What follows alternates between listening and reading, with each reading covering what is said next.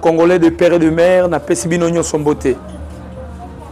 Tous les Congolais au bazar la République démocratique du Congo, au bazar Libanda Yamboka, je vous dis tous bonjour et je vous salue tous. Que la paix de notre Seigneur Jésus-Christ soit avec vous.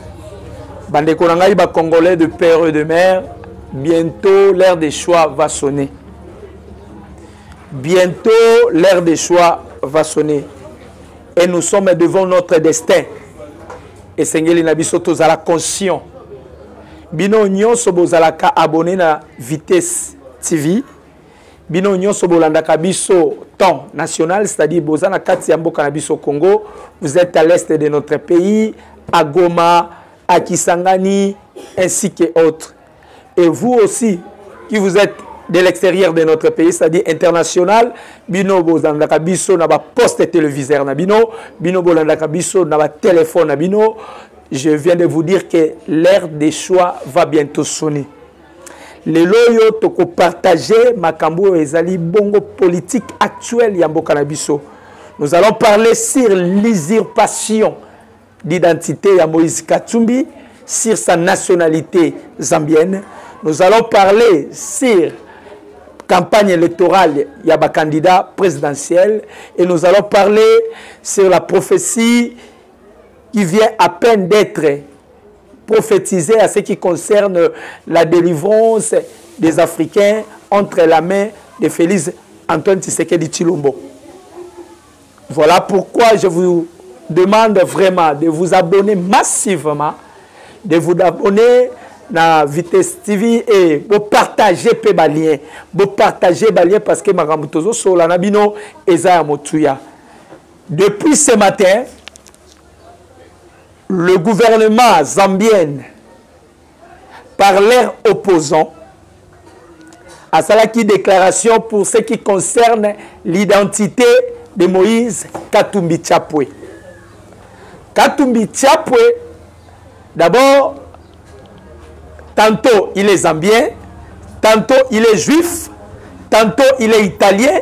On n'arrive pas à détecter son identité. Moïse Katumbi est l'ami intime de Paul Kagame.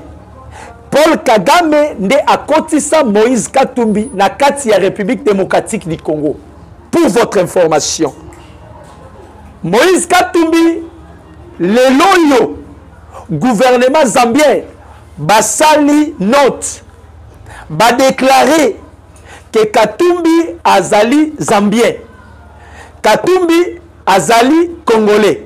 Katumbi azali juif. Katumbi azali italien. Que dit la constitution de notre pays?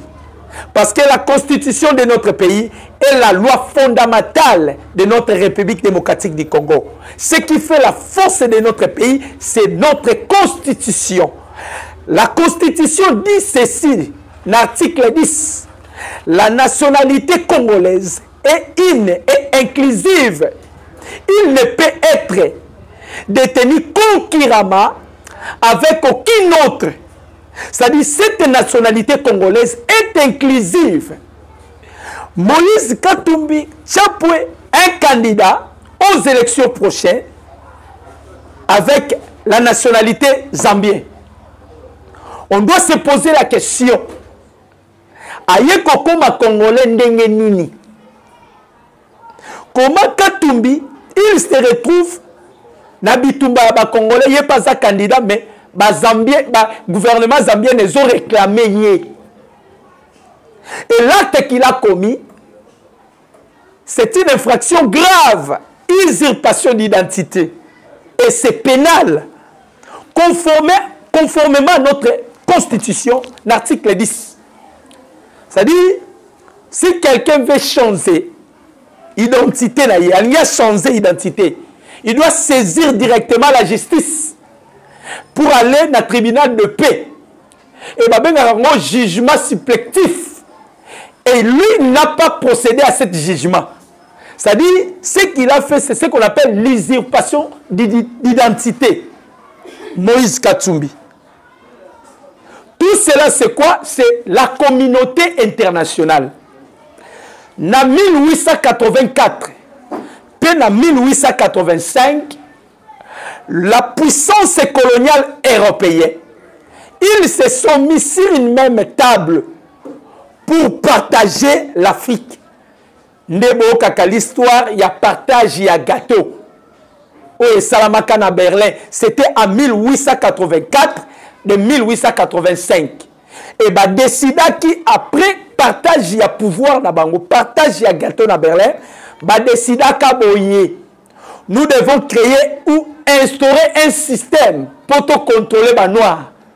Toko tsabango na cage na biso pour contrôler bango bien. Ne ba ki ko sala charte d'impérialisme. Oh balobaka boye. On ne permettra jamais en Afrique qu'un nationaliste a dirigé le pays naïe. Et Zabitumba o tozalango na mboka na biso lelo. Ça dit tellement ba komaka na charte d'impérialisme la bango ba ko permettre un nationaliste a dirigé le pays naïe. Pourquoi? Parce qu'il savait bien que ce qui tient nationaliste a dirigé le pays naïe, il aura pitié de son peuple. Il va penser à sa nation. Voilà pourquoi Bazalaï comme la biso kaka étranger pour que Baya ko diriger biso. Et ce qui se passe dans la vie à Moïse Katumbi. Katumbi est le pion majeur de la communauté internationale. Précisément ba mafieux, ba multinationaux.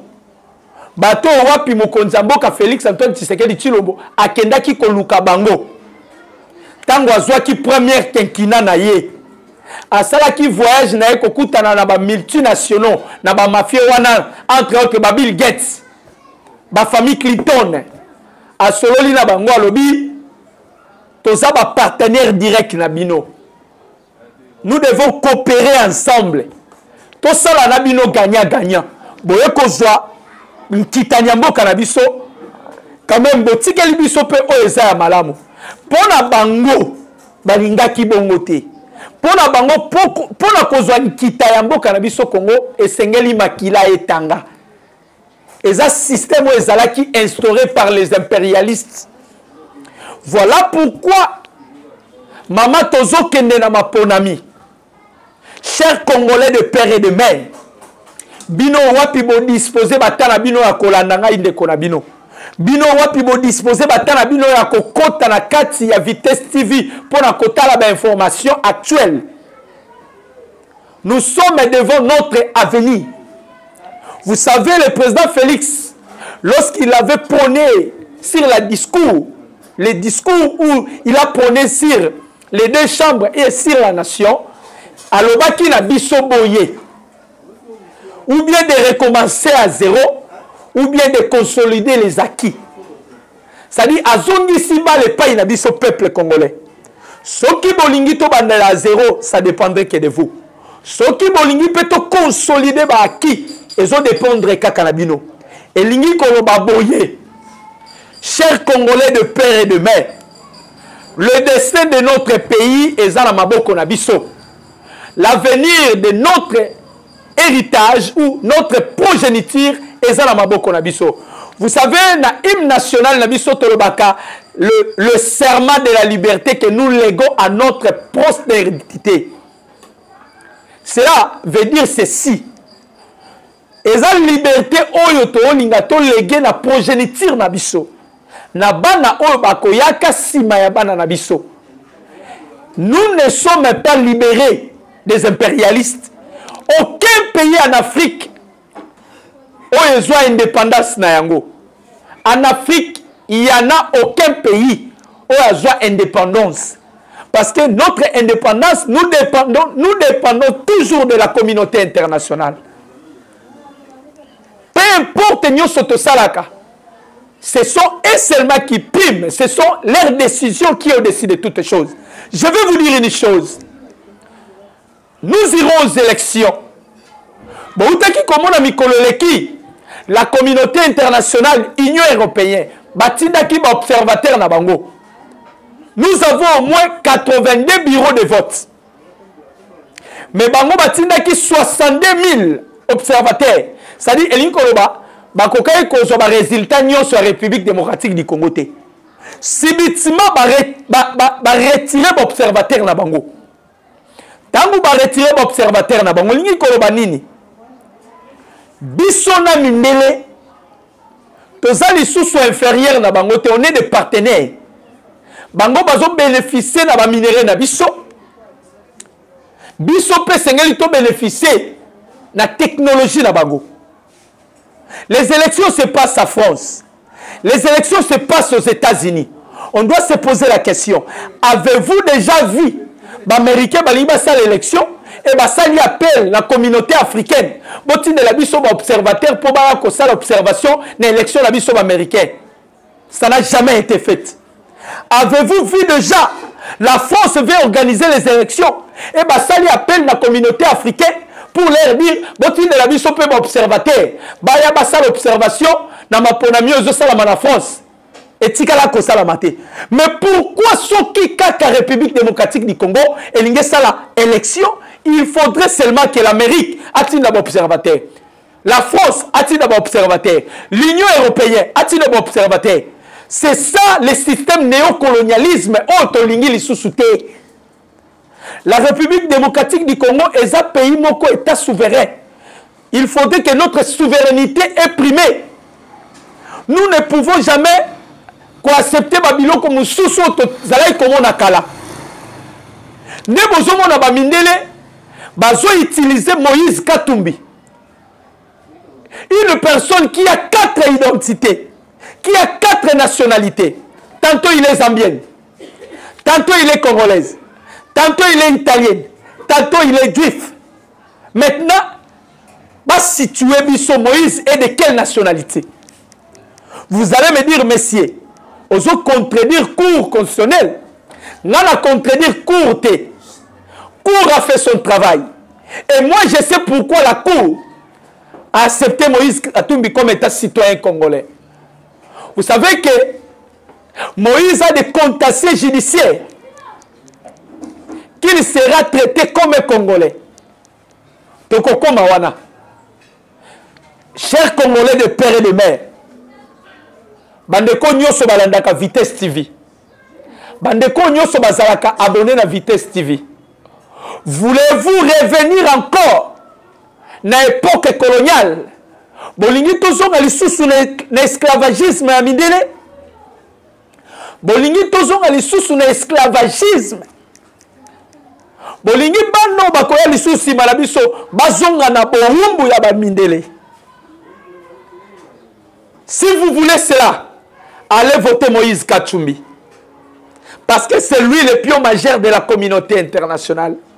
Si réellement vous voulez en sorte que tozonga na époque coloniale, tozonga na esclavagisme, vous devez aller voter Katumbi Chapwe. Vous savez dans l'histoire, parmi les 5 livres Pentateuque que Moïse a écrits,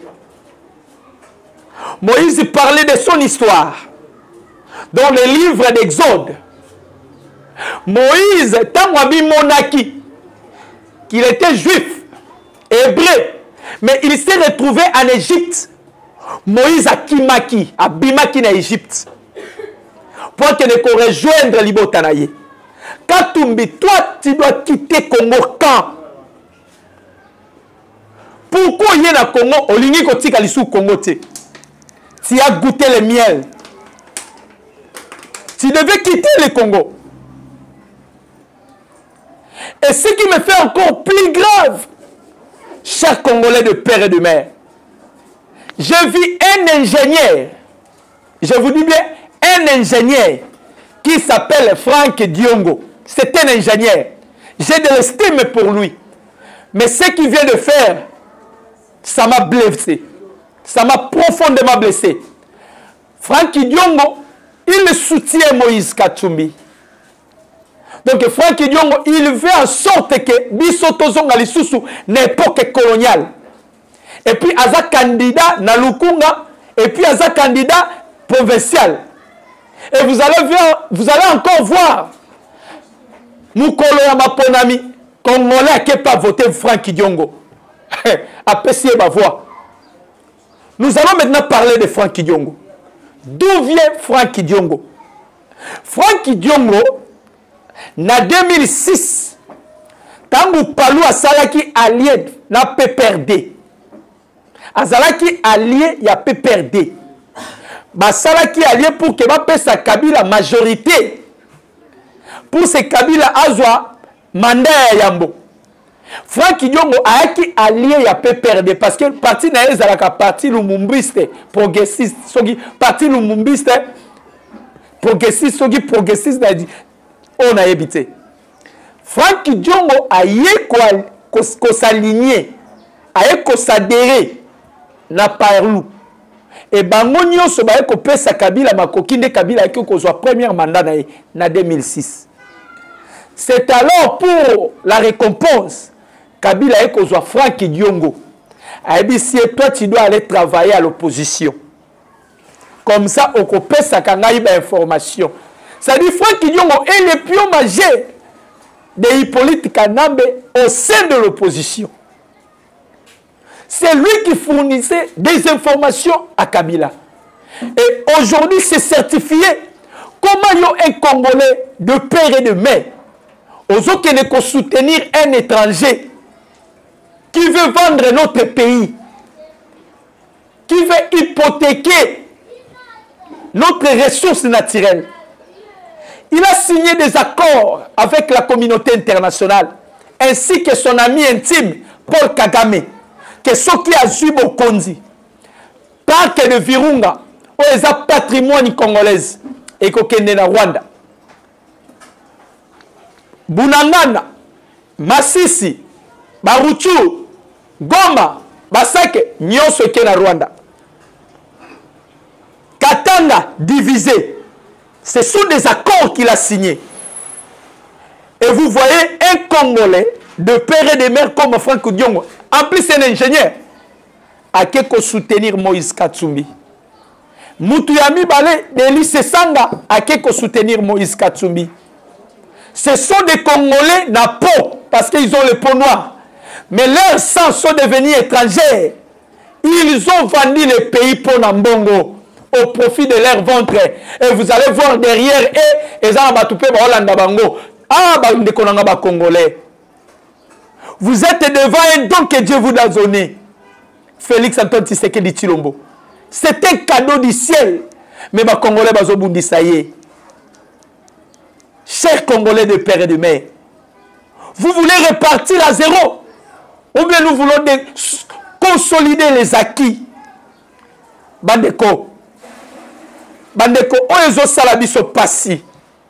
Vous savez que ton koufisi bandeko nabiso ba Congolais de père et de mère na est nabiso. Ba estima qui statistique na 2011. Plus de 11 millions de Congolais ba koufi. Ba Congolais boza wapi. Bandeko nanga ya Goma boza wapi. Ya Kivu boza wapi. Ya Maniema boza wapi. Tango bozo mona na ba matata ponyo derrière Katumbi. Tozo ebisabino identité à Katumbi. Il veut vendre notre pays. Vous savez que Katumbi na kati ya martyr à cause ya penalty ya Mazembe Katumbi abimisa revolver. Angabo Mabatu. Et Salema na kati ya martyr. Et vous vous souvenez de ça? Et Moutabongo Bolibo Pesaye, un pays qui contient une dimension continentale avec une superficie de 2 345 000 km². Bande Konangaïba Congolais. Où en sommes nous les Congolais? Pourquoi tous autres soient conscients? Parce que nous sommes devant notre destin.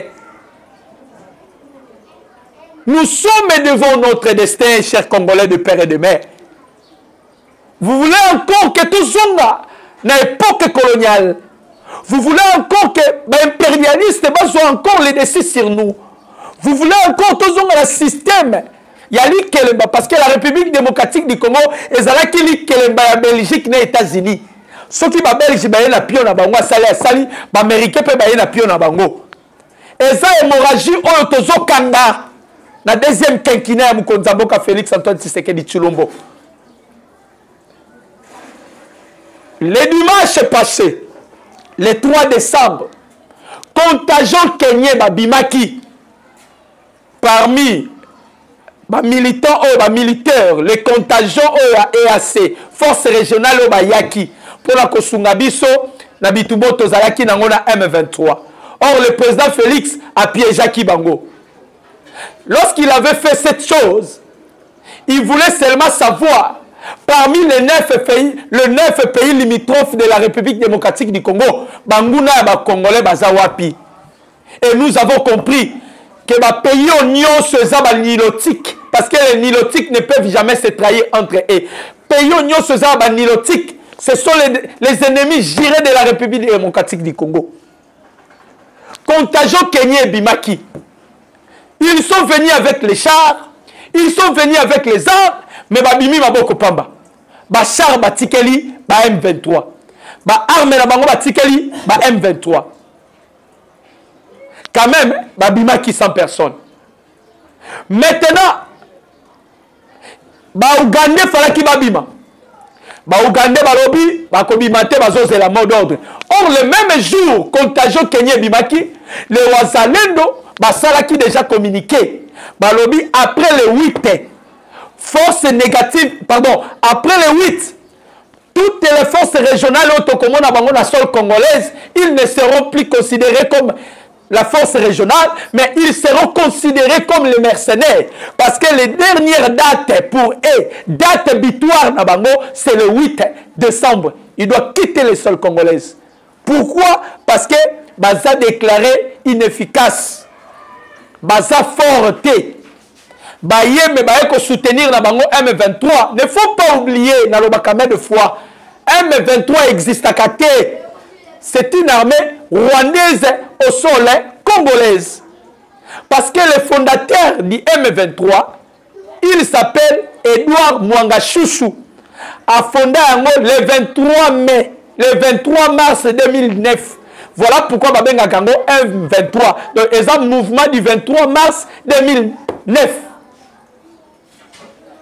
Y compris Bakunda Batore ainsi que Bosco Tanganya. De Moni, le lundi, après Kakakobima et Contagion Kenyan, le lundi, il y a eu des affrontements graves entre les Wazalendo ainsi que M23. Entre notre armée FARDC qui monte à puissance. Qu'est-ce qui s'était passé? Nous avons des drones de surveillance. Dernière génération autour de la Chine. Normalement, armement. Ce ne sont pas la Chine. Ce ne sont pas les Chinois. Bateau Sengela va drone. Armement. Va munitions. Et ça qui est américain. Parce que les Américains, la République démocratique du Congo est le sous-titel des États-Unis d'Amérique. Qu'est-ce qui se passe? Israël a Zobundana Hamas, la Palestine. Les Américains sont allés pour soutenir l'Israël. On a dit ce qu'on ne vient pas. Parce que c'est un peuple de Dieu. L'Ukraine a Zobundana Russie. Les Américains sont allés soutenir l'Ukraine. Mais biso toza ba partenaire direct na bino. Depuis to bandi ko bundana M23. Bozo pesa biso atamandu kité. Sko yo partenariat otoza na ngona bino ya nini? Et mikolo utayi koleka ba mo ite koleka. Vous-même vous avez suivi Antonio Guterres, secrétaire des Nations Unies. Ayebisi biso boye. Minduki oyo M23 zanango. Biso Morona Monesco tozana yangote. Lui le secrétaire général.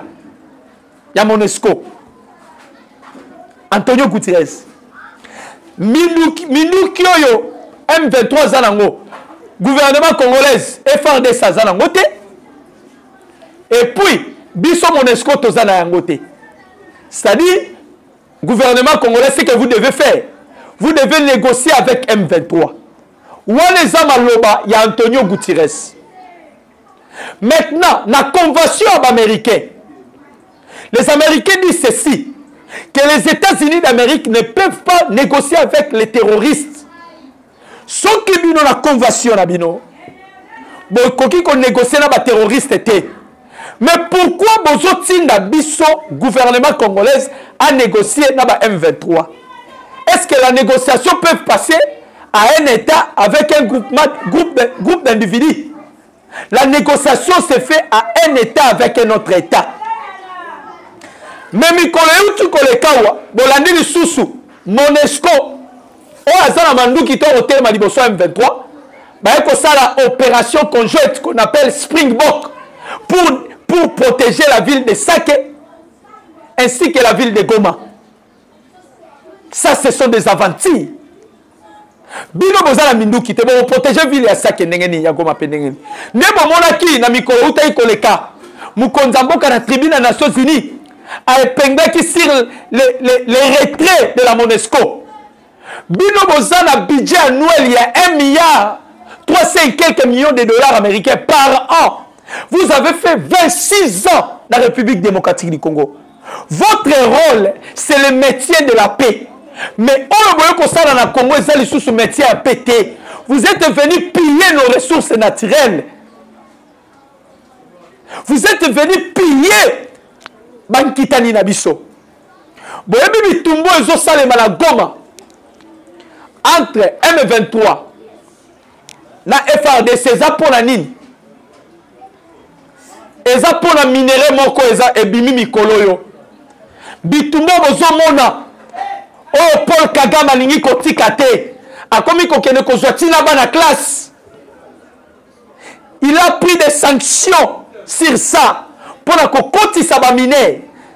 Selon la prévention des enfants. Vraiment, c'est une infraction grave pour Kagame Azosala. À quel qu'on recruté Madamikie. Vous savez qu'est-ce que Kagame Azo maintenir, Azo Luka toujours à Bunda. À cause du pyrochlore. À cause du pyrochlore. C'est-à-dire, Moussalo M23 Tikali Kosala Mikolo Nyoso. Oh, Ute Kosala Mikolo, Ute Koleka. Et ça qui pour la pyrochlore. Bande Kolanga Imboka Oyo, c'est le pays le plus béni au monde. Selon l'Organisation des Nations Unies, nous avons 195 pays dans le monde. Nous avons 195 pays. Maintenant, le minerai que je viens de vous citer ici présent, qu'il s'appelle pyrochlore, ce minerai a été découvert en 1826. Le premier pays à découvrir ce minerai s'appelait la Norvège en 1826. Maintenant, Bisso, tu as découvert le 6 décembre 2022. C'est-à-dire, dans beaucoup de Congo, le minerai est botamaka. Nous étions à la manga, nous étions botamaka la manga, nous étions Congo est botaka minerai. Ce minerai vient d'être découvert le 6 décembre 2022. Le pyrochlore, c'est le minerai le plus rare au monde. Et ce minerai est plus cher que le coton. Pour votre information. Et ce minerai M23 bandi copié. Parce que na katsa minerai oyo, ils ont monté les sous minerai babengaka niobium. Niobium wana et les minéraux bazo ça la bassier dire et ba durabilité à bassier est à 34,7 milliards d'années. Ça dit est un minerai le plus rare au monde, le minerai le plus cher que le coltan actuellement parce que dans le monde actuel, le premier minerai le plus cher au monde, c'est rhodium. C'est un métal. Vraiment est un minerai l'équipe à minerai nyoso nicolo, est un rhodium. Nombre atomique nango eza 45. Symbole nango eza RH, rhodium. Eza même famille na niobium oyo.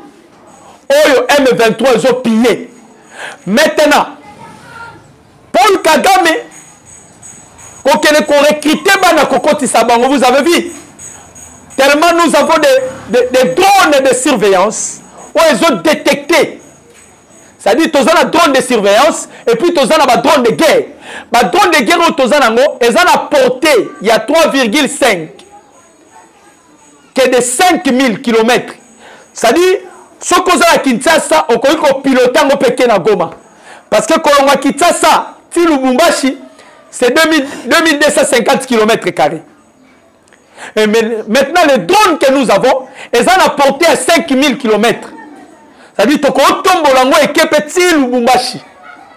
Des drones de guerre. Ils ont doté d'un missile détective. Dès qu'on a que l'RDC, les FARDC montent à puissance notre armée. Nous devons les soutenir. Et Seigneur, il faut soutenir l'armée Nabiso. L'armée Nabiso, ils ont monté en puissance. Vous savez que Kabila aussi, Kabila c'est fille militaire. Mais Kabila a fait 18 ans au pouvoir. Atikala ko consolider l'armée Nabiso. Un civil est venu à la magistrature suprême. La première quinquennat naïe. Il a prôné sur la loi, sur la proclamation de l'armée. Et l'oko Mobutu Atikala ko salate. Et l'oko Kabila le père Atikala ko salate. Et l'oko Kabila fils Atikala ko salate. C'est toute première fois de l'histoire.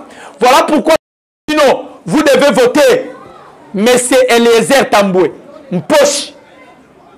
Moi, je suis de l'IDPS. Mais je vous envoie aussi de voter pour Eliezer Tamboué. Mpoche. Son numéro c'est 40. Azali na circonscription ya Lukunga. Donc ça y est, chance. Azonga pour la deuxième fois. Parce que la loi qu'il a votée, ou la loi qu'il a instaurée, ou la loi qu'il a initiée, est bénéfique pour le peuple congolais. Alors, on va qu'on a dit sur les Congolais. Je vous dis, Kunda Batouare, Laurent Kunda, Azalaka na résidence surveillée. Kagame a bombaye parce que c'est lui le promoteur. Eza Yeza Bosco Tangana. Nande Gola Bango Mwanga Chouchou, qu'il a été condamné. Bango de ba promoteur, Bango de ba père fondateur il y a M23. Vous pouvez imaginer dans un pays comme la République démocratique du Congo, un certain Mwanga Chouchou, il possédait une concession de 200 km². Il possédait 36 carrés minières à sa possession. Chers Congolais, à ce moment-là, Kabila, la magistrature suprême, à Zola, na Bakinga Kati, Mwanga Chouchou a pillé les minéraux na biso. Et nos minéraux là, on a eu biso ba Congolais. N'a que ça la sous M23 pour ba Congolais. Vous imaginez, soutenu par le Rwanda. Ba drone de surveillance mataki. Tangu ba moni bango kokota. Nde sikoye komata. Ndeko, à l'heure où je vous parle, ezana matanga ezana na Rwanda. Ezana matanga ezana Uganda. Ezana matanga ezana même la France parce que parmi les mercenaires, il y a aussi des mercenaires blancs. Entre autres les Français et les Américains. Je vais vous dire une chose. Vous savez que Lorenzo, il a été convoqué d'urgence aux États-Unis d'Amérique. Parce que c'est lui le président qui exerce maintenant. Le président en exercice, il y a Sadek. Sadek, ils ont égorgé 16 membres. La République démocratique du Congo, c'est là qui appelle la Sadek. Et Seigneur, il va faire service sur la militaire. Les pays sont baboyaki. Et ça y a 3 pays nzimaki. L'Afrique du Sud, la Malawi, ainsi qu'un pays, ils ont échappé. Maintenant, Lorenzo, il a été convoqué d'urgence aux États-Unis d'Amérique. Et on nous apprend encore qu'il y a des commandos américains qui se résident actuellement en Angola. On doit se poser la question. Angola, c'est la guerre. Le commando américain s'est fait. En Angola. Je vais vous relater une histoire pour vous comprendre. Vous savez que Angola a écouté Kimia. Il y a eu compensation entre Kabila le père et Edouard dos Santos. C'est-à-dire, Angola a comme aussi plus majeur la communauté internationale. Nde tozo mettre bango en garde. Mouton a un pouvoir. Vous savez, tant que Bosco Tangana, Paul Kagame a tindaki à kota, a zo troupe ya M23 parce que y a la comme l'idée. A tindaki par rapport à quoi? Bosco Tangana a une cartographie ya Congo. Et tellement zaki mouton a la facilité au kota ti Goma. Kagame a kanisaki ke ba soda otoza ngolelo et ça ba même soda otozaki na bango na époque ya Kabila. Tu t'es trompé Paul Kagame. D'accord. Il y a une restauration, il y a une résurrection au Salami na armée congolaise. Mikolo Ute Koleka, Bolanda qui président ya Tchad, alobaki akokota na Congo ya kozwa mai, parce que Tchad bazangi na problème à mai. Et puis surtout on a un problème à mai parce que place on a vendu soki to kitika tina 3 mai, na 3 mètres, na profondeur, na 4 mètres mai rebima. C'est la terre le plus bénie au monde. Les sols congolaises. Tous à 80 millions de terres arables. Si je dis les terres arables, c'est-à-dire les terres, la terre non exploitée. Avec 80 millions de terres, on a ça Afrique centrale Mobimba. Tous à 4 millions, il y a terre irrigable. Ce qui est lobby irrigable, c'est-à-dire terre aux alamais, si on va pas l'osso. Ezama Sekiti. Théo Kombibisa sous pyrochlore, le minerai le plus rare au monde. Pour vous dire que ce pays est prophétique. Si vous allez même dans le livre d'Ésaïe 18, on parle de la République démocratique du Congo. Au Sangisina Sophonie 3, là on parle de la République démocratique du Congo. C'est-à-dire que ce pays est prophétique. Sikoye mati Sikoye wana tongo zomata 25 soki abeti missile na ye propagation nango zo 300 km. Ça dit soki abeti yango awa pose à l'affecté te po kufa te fo kima 300 km nde ozomona M23 bazwi biloko na bango. Ok, pena ba Ougandais, ba biloko la bango. Ce qui me fait mal, Paul Kagame tika ko recruter bana ya mikie. Ça c'est contre l'humanité ça. Et vous la communauté internationale de Zomona, chers Congolais, tala makambo ezole kana mokili. Biso tangu tozoa liboso na bino. Tozoa pona ko pousser bino. Il y a qu'on réveille mémoire Nabino. Maintenant, je vais parler sur la prophétie. Mokonzaboka a bengamaki d'urgence na Kamba. Kamba que vous voyez, c'est là où réside la puissance ancestrale de la République démocratique du Congo. Ça réside en Kamba. Lorsque Babengiye, il y a une prophétie ébimi. C'est-à-dire, c'est lui que Dieu va utiliser pour que le peuple noir reçoive leur libération. D'abord, c'est un panafricaniste. Quand on parle de la panafricaniste, c'est-à-dire c'est un mouvement dont les personnes prônent sur l'indépendance africaine. Sur ces prophéties, je me souviens directement dans Maloba Oyo, le président américain Joe Biden à Lobaki. Lorsque le président Félix a fait le discours, Joe Biden a dit effectivement l'Afrique a la forme des revolvers. Alors, il gâchette les Congoté. C'est Félix Antoine Tshisekedi Tshilombo qui est la gâchette de l'Afrique. Ça dit, si l'Afrique doit recevoir son indépendance, et cela doit commencer en République démocratique du Congo. Vous savez que l'organisation terroriste, baouti ko sala message basali appel na ba musulmans nyoso ba commettre ba attentat sanglant pour soutenir Hamas na Palestine. Ce qui botali ndenge mokili ezokende bandeko, la République démocratique du Congo est un pays à solution pour les conflits qui règnent dans le monde. Je vous ai toujours dit, ce qui se passe en Israël et Hamas, ce sont des deux frères au Bazobunda. Parce que Moko Aoutina Isaac, Moko Aoutina Ismaël. Mais selon la prophétie, Oyoana Ismaël à Kozala Anna sauvage, c'est ce qui se passe. Bandeko Sengeli to soutenir Mukonzi Amboka. Le président Félix Antoine Tshisekedi. Chilombo, le commandant suprême. Biso tozo mouye ba mayon. Nous. Tozo lembate tozo mouye ba mayon.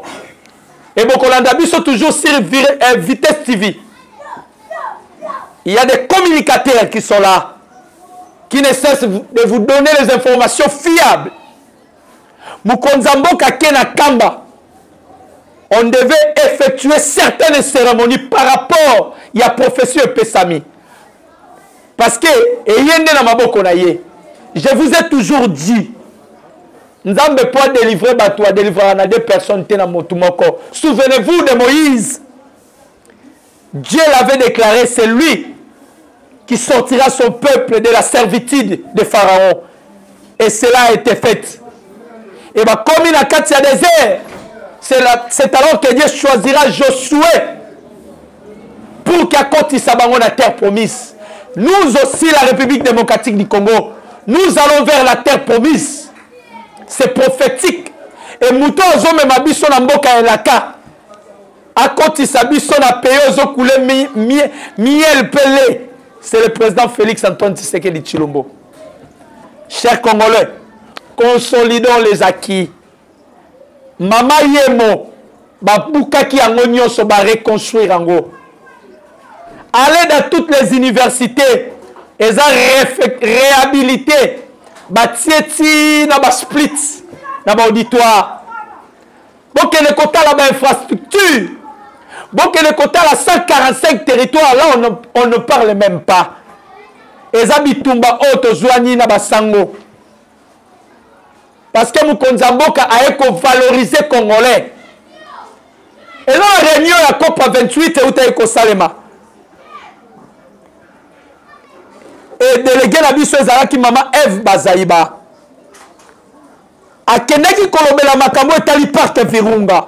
Parc de Virunga. Parce que Bamindele balobi que biso tokoki kobuka lisusu banzete na biso te. Pourquoi? Parce que forêt équatoriale. Et ça parmi les forêts où les minéraux sont ciblés et kosunga mokili na makambo zoya na problème climatique. Que fait les arbres? Na ba la biologie ba yebi. L'arbre il exerce ce qu'on appelle la photosynthèse. Il absorbe la CO2 qui est le carbone pour dégager le OD qui est l'oxygène. C'est ça le rôle de l'arbre. Voilà pourquoi ma Congolais de père et de mère, nous devons soutenir notre commandant suprême, le président Félix Antoine Tshisekedi Tshilombo. Batu baganisa qui campagne électorale, et un match à football. Et ça batu doya bazobu à éponge. Ba misusu kutu, baninga ba la campagne, mais y'a aucun saisir na cour constitutionnel pour passer ba sodaté. Donc, ils distraire le peuple congolais. Il sera aussi les premiers à aller dire que n'a pas eu résultat. Au moment où il y a la province, il y a des gens qui saisir coup. Donc, quand il s'agit de campagne électorale, les gens match à football. Bato baromi ko jeter l'éponge. Na ba nyo so balanda kibiso na remercier bino. Na régie, na Simba Maki na Roméo, c'est lui le patron des patrons, accompagné, on dit toujours en français, derrière un grand homme, il y a une grande dame. Derrière un grand homme qui réussit, c'est qu'il y a un esprit féminin où ils ont caché derrière elle. Donc, vous devez encore s'abonner massivement à Vitesse TV. Biso tokolembate a komouye ba mayo na biso. Nous allons toujours défendre notre commandant suprême. Et ça, nous allons défendre Mukonzamboka Félix Antoine Tshisekedi Tshilombo. Mon numéro c'est plus 243 89 63 95 965. Plus 243 89 63 95 965. Plus 243 97 68 089 26. Plus 243 97 68 089 26. Que Dieu bénisse la République démocratique du Congo. Que Dieu bénisse son Excellence, Monsieur le Président Félix Antoine Tshisekedi Tshilombo. Je dis et je vous remercie. Bye.